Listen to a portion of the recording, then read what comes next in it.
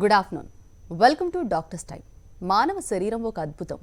శరీరంలో ఎలాంటి అన్య పదార్థాలు క్రిములు వచ్చినా వాటిని ఎదుర్కొనే శక్తి దానికి ఉంది.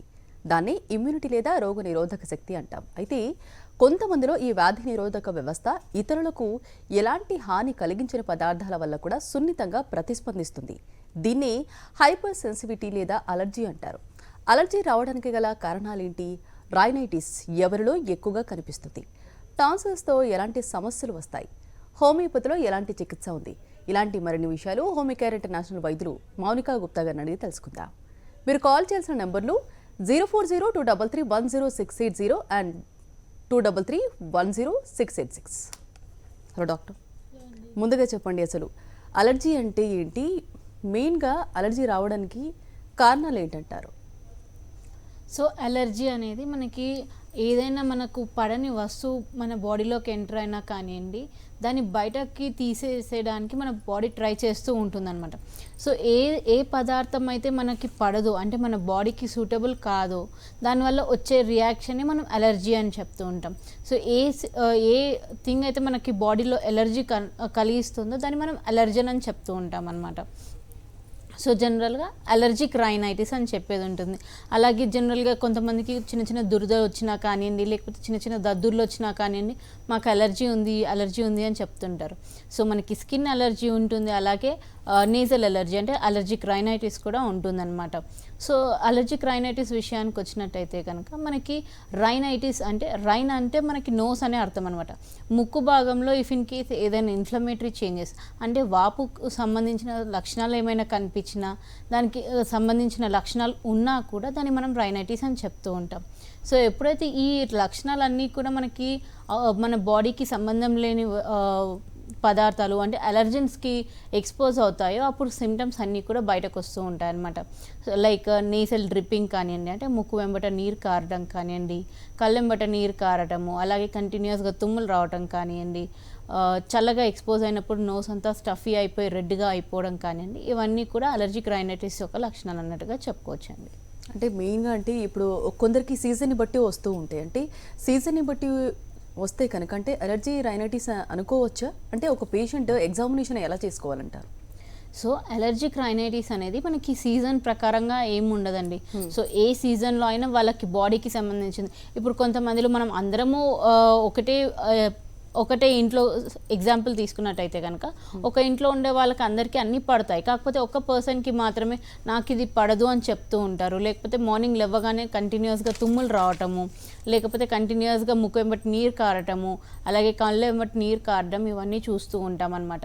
సో వాళ్ళు ఆ పర్సన్ ఒక్కరు మాత్రమే అలర్జిక్ ఉన్నారు, అంటే ఆ థింగ్స్ వాళ్ళ బాడీకి సూట్ అవ్వట్లేదు. ఎందుకు సూట్ అవ్వట్లేదు అంటే మన రోగనిరోధక వ్యవస్థ అంటే ఇమ్యూన్ సిస్టమ్ ఏదైతే ఉందో దానికి తగ్గట్టుగా మనకు రియాక్షన్స్ ఉంటాయన్నమాట. సో ఇఫ్ ఇన్ కేస్ మన ఇమ్యూన్ సిస్టమ్ లో అయిపోయింది అంటే కనుక హైపర్ సెన్సిటివిటీ రియాక్షన్స్ క్రియేట్ అవుతూ ఉంటాయి. ఓకే అండి, ఫస్ట్ కాలర్ కూడా లైన్లో ఉన్నారు, చంద్రశేఖర్ ఫ్రమ్ విశాఖపట్నం నుంచి. హలో చంద్రశేఖర్ గారు, మాట్లాడండి, మీ సమస్యను చెప్పండి. హలో, చెప్పండి సార్. నమస్తే మేడం. నమస్తే అండి. మా పాప 10 years మేడం. ఓకే. మార్నింగ్ లేచిన తర్వాత కొద్దిగా ఎలర్జీగా తుమ్ములు వస్తుంటాయి. అది ఎలర్జీ అంటారా, లేకపోతే దానికి ఏమైనా హోమియోలో మెడిసిన్స్ తీసుకోవచ్చు అంటారా? కంపల్సరీ మళ్ళీ బాత్ అయిపోయిన తర్వాత మనకు తగ్గిపోతుంది. So season. హలో, చెప్పండి సార్. మేడం, సో సీజన్ ప్రకారంగా వస్తుందో తనకి. సో ఇప్పుడు మార్చ్ తర్వాత తగ్గిపోతుంది అంటున్నారు. సో ఈవెన్ మనకి ఈ రెయినీ సీజన్, వింటర్ సీజన్లో అంతా కూడా ఉంటుందా తనకి? ఓకే అండి.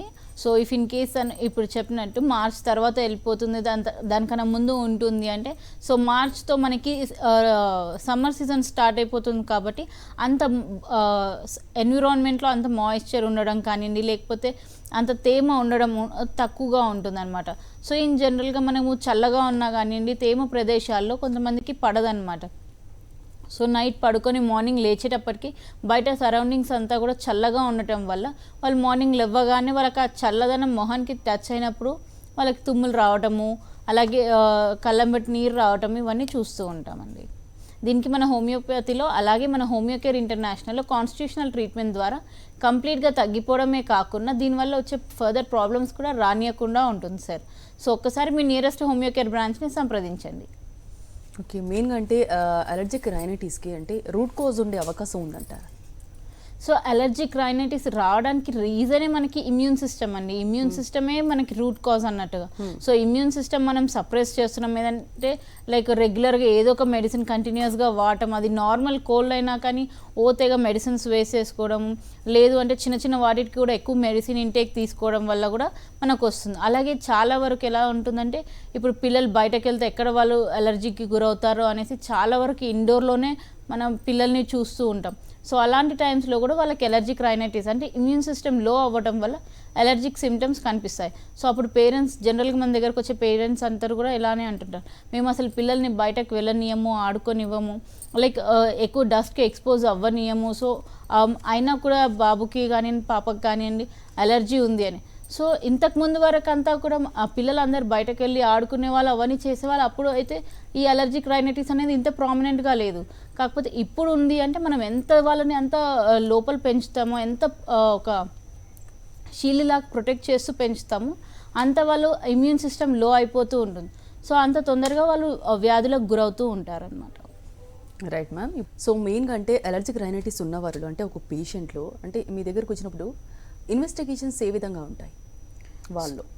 ఫస్ట్ థింగ్ అయితే సిమ్టమ్ బేస్డ్గా చూస్తామండి మనం. సో సిమ్టమ్స్ బేస్డ్గా వాళ్ళకి అలా రన్నింగ్ నోస్ ఉంది, లేకపోతే లాక్రిమేషన్ అంటే కళ్ళెంబట్టి నీరు రావటం ఉంది, స్టఫీ నోస్ ఉంది, అప్పుడప్పుడు బ్రెత్లెస్నెస్ అయిపోతుంది, అప్పుడప్పుడు అంతా నోస్ అంతా బ్లాక్ అయిపోతుంది, కళ్ళంతా కూడా ఇచ్చింగ్ ఉంటుంది, మంటలు ఉంటున్నాయి, ఇవన్నీ సిమ్టమ్స్ ఉంటే కనుక మనం జనరల్గా అలర్జిక్ రైనైటిస్ లాగా కన్సిడర్ చేస్తాం. లేదు ఇవన్నీ కొంచెమే సిమ్టమ్స్ ఉన్నాయి, ఎప్పుడో కానీ రాదు అన్నప్పుడు మనం కంపల్సరీగా కన్ఫర్మేటరీ డయాగ్నోసిస్ చేయాల్సింది ఉంటుంది. సో అలాంటప్పుడు మనం ఐజీఈ కానివ్వండి, లేకపోతే అబ్సల్యూట్ ఎసినోఫిల్ కౌంట్ అని చెప్తూ ఉంటాం, లేకపోతే ఇమ్యూనోగ్లోబులిన్ ఈ అనే టెస్ట్ ఉంటుందన్నమాట. సో ఈ రెండు టెస్ట్ ద్వారా ఇన్ కేస్ వాళ్ళకి ఏదైనా అలర్జెన్స్ లోపల ఉన్నా కానివ్వండి, లేకపోతే ఏదైనా దానికి అలర్జిక్ ఉన్నారంటే కనుక ఈ ఐజీఈ లెవెల్స్ ఏవైతే ఉంటాయో అవి రేజ్డ్ అయ్యి ఉంటాయి అన్నమాట. సో నార్మల్ రేంజెస్ కన్నా చాలా ఎక్కువగా ఉంటాయి.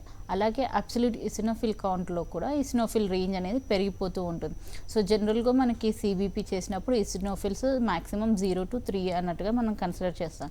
కానీ ఇఫ్ ఇన్ కేస్ ఆ 0 to 3 కన్నా ఎక్కువగా ఉన్న ఇసినోఫిల్స్ అంటే కనుక దానిలో కూడా మనం కొంతవరకు వాళ్ళకి అలర్జీ ఉన్నట్టుగా మనం కన్ఫర్మ్ చేసుకోవచ్చు అనమాట.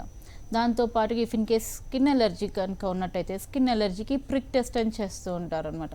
సో వాళ్ళకి ఏదైతే అలర్జీకి ఉన్నారో ఆ థింగ్స్ అన్నింటినీ కూడా వాళ్ళ ప్రిక్ టెస్ట్ ద్వారా చిన్నగా స్కిన్కి ప్రిక్ చేసి దానికి అక్కడ మనకి ఏదైతే అలర్జీకి ఉంది అనేది మనం సస్పెక్ట్ చేస్తున్నామో ఆ థింగ్స్ని అప్లై అని చేసి చూస్తూ ఉంటారనమాట. అలాగే 72 టెస్ట్ అనేది కూడా ఒకటి ఉంటుంది. సో 72 టైప్స్ ఆఫ్ థింగ్స్ తోటి మనకి బ్లడ్ టెస్ట్ చేస్తారనమాట. సో ఏదైనా థింగ్స్కి మనకు ఎలర్జీ ఉంది అంటే కనుక దాని స్కోర్ ఎక్కువగా ఉండడం, దేంతో అయితే మనకి ఎలర్జీ లేదు అనుకుంటామో అవన్నీ కూడా నార్మల్గా రేంజెస్లో ఉండడం ఉంటుంది. సో ఈ టెస్ట్ ద్వారా మనం కన్ఫర్మ్ చేసుకోవచ్చు అనమాట. So if in case allergic rhinitis అయినా కానివ్వండి, లేకపోతే స్కిన్ అలర్జీ అయినా కానివ్వండి, ఇట్లాంటి టెస్ట్ ద్వారా కన్ఫర్మేషన్ చేసుకోవచ్చు. సో ఇంతకుముందు మీరు మాట్లాడుతుంటే బాడీలో ఇమ్యూనిటీ పవర్ తగ్గడం వల్లనే కంపల్సరీ ఈ అలర్జీస్ అనేది అటాక్ అవుతాయి అని చెప్పేసి, అంటే ఒక్కొక్కరికి ఒక్కొక్క విధంగా ఉంటుంది కదా స్కిన్ టైప్, దాన్ని బట్టి ఏ విధంగా చూస్తారు, అంటే డయాగ్నోసిస్ ఏ విధంగా చేస్తారు?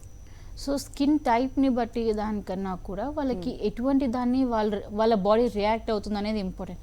సో ఇప్పుడు ఇన్ జనరల్గా అందరూ కోకోనట్ ఆయిల్ అప్లై చేసుకోవడం ఎప్పుడో ఒక పీరియడ్ ఆఫ్ టైంలో వాళ్ళ బాడీకి కోకోనట్ ఆయిల్ అప్లై చేసుకోవడం చూస్తుంటారు. కాకపోతే కొంతమందికి ఆ కోకోనట్ ఆయిల్ అసలుకి పడదు, వాళ్ళకు ఓన్లీ ఆలివ్ ఆయిల్ కానివ్వండి, లేకపోతే ఓన్లీ అలోవెరా జెల్ కానివ్వండి పడుతుంటుంది. సో ఇది ఏ స్కిన్ టైప్కి అని మనం చెప్పలేము. అది వాళ్ళ బాడీలోని అలర్జిక్ థింగ్స్ ద్వారా, అంటే వాళ్ళ బాడీలోని హైపర్ సెన్సిటివిటీ రియాక్షన్ ద్వారా మనకి ఇవన్నీ కన్ఫర్మేషన్స్ వస్తూ ఉంటాయి అన్నమాట. సో స్కిన్ టైప్ మీద బేస్డ్ దానికన్నా వాళ్ళ ఇమ్యూన్ సిస్టమ్ బేస్డ్ ఎక్కువగా ఉంటుంది అనమాట ఇట్లాంటి అలర్జీ దాంట్లో. కొంతమందిలో ఎలా ఉంటుందంటే అన్ని డైస్ పడవు, కొంతమందికి డైస్ వల్ల కళ్ళ కింద బ్లాక్ సర్కిల్స్ వచ్చేసేయడము, ఫేస్ అంతా బ్లాక్ అయిపోవడం చూస్తూ ఉంటాం. సో అందరూ వాడుతున్నారు కానీ కొందరిలో మనకి రియాక్షన్స్ వస్తున్నాయి అంటే వాళ్ళ ఇమ్యూన్ సిస్టమ్ బేస్డ్ ఉంటుందన్నమాట. సో వాళ్ళు ఎవరిలో అయితే ఇమ్యూన్ సిస్టమ్ తక్కువగా ఉంటుందో, అంటే వాళ్ళ ఇమ్యూన్ సిస్టమ్ లో ఉంటుందో వాళ్ళల్లో మనం ఈ రియాక్షన్స్ చూడొచ్చు. అలాగే ఇఫ్ ఇన్ కేస్ మనకి స్కిన్ అలర్జీ ఉంది, దీనికి మాత్రమే అలర్జీ ఉందా అని ఎలా తెలుసుకోవాలి అంటే కంపల్సరీ 72 టెస్ట్ ఉంటుందండి. సో దీని ద్వారా కంపల్సరీగా మనకి చాలా పారామీటర్స్, ఆల్మోస్ట్ 72 పారామీటర్స్ ద్వారా మనకు తెలుస్తుంది అనమాట. సో ఈ థింగ్స్ మన బాడీకి సూట్ అవుతాయా లేదా అనేసి ఆ టెస్ట్ ద్వారా కూడా కన్ఫర్మ్ చేసుకోవచ్చు. సో బాడీలో వాటర్ కంటెంట్ తక్కువ అవటం వల్ల కూడా స్కిన్ డ్రై అయ్యే అలర్జీస్ వచ్చే అవకాశం ఉంది అంటారు కదా, ఇది ఎంతవరకు నిజం అంటారు? అంటే బాడీని హైడ్రేటెడ్ ఉంచుకోవడం బెటర్ అంటారా? కంపల్సరీ అండి. ఎందుకంటే ఫస్ట్ థింగ్ ఏంటి అంటే ఒక మనిషిలో మనం అబ్జర్వ్ చేసేది వాళ్ళ స్కిన్ టైప్ అలాగే హెయిర్, ఈ రెండు కూడా హైడ్రేటెడ్ ఉంది, మాయిశ్చరైజ్డ్ ఉంటేనే మనకు ఆ గ్లో అనేది వస్తుంది. సో ఎవరు ఎలా ఉన్నా కూడా వాళ్ళు కంప్లీట్గా హైడ్రేటెడ్ ఉంది, హెల్దీగా ఉంది వాళ్ళ స్కిన్ అంటే ఆ గ్లో నార్మల్గా వస్తుంది. కానీ డీహైడ్రేటెడ్ స్కిన్ ఉంది, డ్రై స్కిన్ ఉంది అనుకోండి, ఆబ్వియస్లీ ఆ పర్సన్స్లో తొందరగా ఆ డ్రైనెస్ ఉండడం వల్ల తొందరగా ఇన్ఫెక్షన్స్ రావడం ఈజీ ఉంటుందన్నమాట. అలాగే ఆ డ్రైనెస్ ఉండడం వల్ల ఫేస్ అంతా కూడా డల్ అయిపోవడము, తర్వాత ఆ డల్నెస్ డ్రైనెస్ ద్వారా ఇచ్చింగ్ స్టార్ట్ అవుతుంది. మనం స్క్రాచ్ చేసినప్పుడల్లా మన నెయిల్స్ కానివ్వండి, లేకపోతే మన ఏ థింగ్స్ అయినా మనం టచ్ అయినప్పుడు ఇంకా ఇఫ్ ఇన్ కేస్ అది క్లీన్గా లేదు అంటే కనుక మళ్ళీ అక్కడ నుంచి కూడా ఇన్ఫెక్షన్స్ వచ్చే ఛాన్సెస్ ఉంటాయి. అలాగే దీనివల్ల డిసీజెస్ వస్తాయి అని కాదు, కానీ మనకి ఇన్ జనరల్గా డ్రైనెస్ ఉండడం వల్ల బాడీ అంతా కూడా ఇప్పుడు డ్రైగా ఉండడము, ఇచ్చిగా ఉండడం కనిపిస్తూ ఉంటుంది. సో దీనివల్ల స్పెసిఫిక్గా డిసీజెస్ రావు, కాకపోతే డిసీజెస్ వల్ల స్కిన్ డ్రైనెస్ కూడా ఉంటుంది. ఓకే, రైట్ అండి. నెక్స్ట్ కాలర్ కూడా లైన్లో ఉన్నారు, శ్రీనివాస్ వైజాగ్ నుంచి. హలో శ్రీనివాస్ గారు, మాట్లాడండి, మీ సమస్య చెప్పండి. నమస్తే. నమస్తే మేడం. నమస్తే అండి, చెప్పండి సార్. మేడం గారితో మాట్లాడాలి. చెప్పండి. మేడం గారు నమస్తే అండి. నమస్తే అండి, చెప్పండి. మేడం, పాపకి మోకాళ్ళు తర్వాత తొడై మొక్క దగ్గర నుంచి కింద కీళ్ళ వరకు సార్ మొత్తం అంతా నొప్పులు వస్తున్నాయండి. మ్మ్. అది చిన్నప్పుడు 6-7 సంవత్సరాలలో ఏజ్ లో వచ్చిందండి. మ్మ్. అయితే అది తగ్గిపోయింది. చిల్డ్రన్ డాక్టర్ దగ్గర చూపిస్తే వాళ్ళేమో ఈ గ్రోత్ పెయిన్స్ అని చెప్పారు టెస్ట్ చేసి. మ్మ్. అది ఇంకా సరే అది అలా వదిలేసాం. తర్వాత ఒక సంవత్సరం పోయిన తర్వాత మధ్య మధ్యలో అలా అప్పుడప్పుడు ఎక్కువ మోకాళ్ళ దగ్గర వచ్చేది, ఒక లెగ్ మాత్రమే ఎలంకాలు వచ్చేది. ఎగ్జాక్ట్ గా ఇప్పుడు ఈ మధ్య- ఏమొస్తుందండి? మేడం, ఇప్పుడు ఈ మధ్య కొంచెం కీళ్ళప్పుడు ఎక్కువ వస్తున్నాయండి. 2 లెగ్స్ వస్తున్నాయి, యాంకిల్ దగ్గర. హలో, చెప్పండి. యాంకిల్ దగ్గర, తర్వాత ఈ మోకాళ్ళ దగ్గర, తొడెముక దగ్గర నుంచి బాగా ఎక్కువగా వస్తుంటే ఈ మధ్య ఆర్థోపెడిక్ చూపించానండి. మ్మ్. ఆయన యాంటీ-సిసిపి చేశారు మిగతా టెస్టులతో పాటు. ఓకే. దానిలో 228 వచ్చింది మేడం, అది వాల్యూ. ఓకే. అది ఆర్యా అని చెప్తున్నారు, రుమటాయిడ్ ఆర్థరైటిస్ అని చెప్తున్నారు. మ్మ్. అయితే అది ఆర్ఏ ఫ్యాక్టర్ అయితే నెగిటివ్ వచ్చింది, కానీ ఈ టెస్ట్ లో ఎక్కువ వాల్యూ వచ్చింది. అది ఏంటంటారు? ఆర్ఏ అదే రుమటాయిడ్ ఆర్థరైటిస్ అని అంటారా? ఆర్ఏ ఫ్యాక్టర్ ఎంత వచ్చిందండి? నెగిటివ్ వచ్చింది మేడం. అంటే ఇప్పుడు యాంటీ-సిసిపిలో 228 వచ్చింది madam value. So RA factor 220. Okay అండి. సో ఆర్ఏ ఫ్యాక్టర్ నెగిటివ్ వచ్చి మిగతా అన్ని టెస్ట్లు కూడా పాజిటివ్ వచ్చిందంటే దీన్ని మనం సీరో నెగిటివ్ ఆర్థరైటిస్ అన్నట్టుగా కన్సిడర్ చేయొచ్చండి. సో దీనికి కూడా మన హోమియోకేర్ ఇంటర్నేషనల్లో కంప్లీట్ ట్రీట్మెంట్స్ అవైలబుల్ ఉన్నాయండి. ఇంకా మీరు వచ్చి పాప అంటున్నారు కాబట్టి తొందరగా మనం ట్రీట్మెంట్ స్టార్ట్ చేసుకున్నట్టయితే కనుక మంచి రిజల్ట్స్ ఉంటాయండి. లేదు అంటే బాడీ వేరే వేరే పార్ట్స్ అన్నీ కూడా ఎఫెక్ట్ అయిపోయి తన ఇమ్యూన్ సిస్టమ్ అంతా కూడా సప్రెస్ అయిపోయి వేరే వేరే డిసీజెస్ వస్తాయండి. సో ఇనీషియల్ స్టేజెస్లో ఉన్నప్పుడే కంప్లీట్ ట్రీట్మెంట్ తీసుకున్నట్టయితే కనుక ఫ్యూచర్ హెల్తీగా ఉంటుందండి పాప. సో ఒకసారి మీ తన రిపోర్ట్స్ అన్ని కూడా తీసుకొని నియరెస్ట్ హోమియోకేర్ బ్రాంచ్ని సంప్రదించండి సార్. ఓకే అండి, మరి టాన్సిల్స్ అంటే ఏంటి, మెయిన్గా అంటే రీజన్స్ ఏంటి, అలాగే ఎవరిలో ఎక్కువ చూడొచ్చు? సో టాన్సిల్స్ ఏదైనా అయింది, లేకపోతే నాకు గొంతులో నొప్పి వస్తుంది అంటే నాకు టాన్సిల్స్ ఉన్నాయి అని చెప్తూ ఉంటారు. సో జనరల్గా టాన్సిల్స్ అనే స్ట్రక్చర్స్ మన బాడీలో ప్రతి ఒక్కరిలో ఉంటుందన్నమాట. కాకపోతే ఎప్పుడైతే కొంతమందిలో, లేకపోతే ఆల్మోస్ట్ అందరు చిన్నపిల్లల్లో ఏమవుతుందంటే ఎప్పుడైతే చల్లగా ఏదైనా తీసుకున్నా కానివ్వండి, ఎక్కువగా కంటిన్యూస్ రిపీటెడ్గా చల్లగా తీసుకున్న చల్ల వెదర్లో ఉన్నా కానివ్వండి, ఆ టాన్సిల్స్ అనేది ఎన్లార్జ్ అయిపోతూ ఉంటాయి అన్నమాట. ఇన్ఫ్లేమ్డ్ కండిషన్స్లో కనిపిస్తుంటాయి. ఎర్రగా అయిపోవడము, కొంచెం ఉబ్బిపోయి ఉండటము, మనం మింగడానికి కానివ్వండి, తాగడానికి కానివ్వండి చాలా ప్రాబ్లమాటిక్గా ఉండడం చూస్తూ ఉంటాం. సో దీన్నే మనం టాన్సిలైటిస్ అని చెప్తూ ఉంటాం అనమాట. సో ఈ టాన్సిల్స్ అనేవి మన బాడీలో అంటే ఇమ్యూన్ సిస్టమ్కి సంబంధించిన ఒక ఆర్గన్ అన్నట్టుగా చెప్పవచ్చు అనమాట. ఫస్ట్ లైన్ ఆఫ్ మనకి డిఫెన్స్ అన్నట్టుగా చెప్పొచ్చు. సో ఎప్పుడైతే ఈ టాన్సిల్స్ ఎఫెక్ట్ అవుతాయో మనకి ఇండికేషన్ ఏంటి అంటే కొంచెం ఇన్ఫెక్షన్ మన బాడీలోకి వచ్చేది ఆ టాన్సిల్స్ ఆపేస్తుంది అనేది ఇండికేషన్ అనమాట. So if in case tonsils effect అయినాయి అంటే మన బాడీకి ఇన్ఫెక్షన్ వస్తుంది అనేది మనం అర్థం చేసుకోవాలి. దాని ప్రకారంగా ట్రీట్మెంట్ తీసుకోవాల్సిన అవసరం ఉంటుందన్నమాట. సో టాన్సిల్స్ ఎన్లార్జ్ అయినాయి అని చెప్పేసి కొంతమందిలో మనం చూస్తూ ఉంటాం, అది టాన్సిల్స్ తీసేశారు. సో టాన్సిల్స్ తీసేంత వరకు మనకి కంటిన్యూస్గా ఇన్ఫెక్షన్స్ వస్తూ ఉంటాయి. అది ఎన్లార్జ్ అవ్వడం వల్ల సరే దీనికే ఎఫెక్ట్ అవుతుంది కదా అని మనం తీసేసాక ఆ ఇన్ఫెక్షన్ అనేది డైరెక్ట్గా మన బాడీలోకి ఎంటర్ అయిపోతుంది. సో మనకి చిన్న చిన్న ఏ థింగ్స్ అయినా కానీ చల్లగా ఎక్స్పోజ్ అయినా దేనికి ఎక్స్పోజ్ అయినా ఈజీగా సోర్ థ్రోట్ అవ్వడము, కాఫ్ రావడము, అలాగే తుమ్ములు ఉండటము, కంటిన్యూస్గా బేబీ కానివ్వండి చిల్డ్రన్ కానీ ఎవరైనా వీక్ అయిపోవడం ఇవన్నీ చూస్తూ ఉంటాం. సో టాన్సిల్స్ అనేది చాలా ఇంపార్టెంట్ గ్లాండ్స్ అండి. అవి మన బాడీలో నుంచి తీసేసినట్టయితే కనుక ఇమ్యూన్ సిస్టమ్ని చిన్నగా మనము డిటియోరేట్ చేస్తున్నట్టుగా అర్థం అనమాట. సో టాన్సిలైటిస్ ఉన్నప్పుడు జనరల్గా లక్షణాలు మింగడానికి ప్రాబ్లమాటిక్గా ఉండటము, ఇన్ఫ్లేమ్డ్గా ఉండడము, గొంతు బొంగురుపోవడము ఇవన్నీ కనిపిస్తూ ఉంటాయి. సో కొంతమందిలో ఎటువంటి పెయిన్ కానీ ఏం లేకుండా జస్ట్ మింగడంలో మాత్రమే ప్రాబ్లం ఉంటుంది. సో ఒక్కొక్కరిలో ఒక్కొక్క టైప్ ఆఫ్ టాన్సిల్స్ మనం చూస్తూ ఉంటాం అన్నమాట.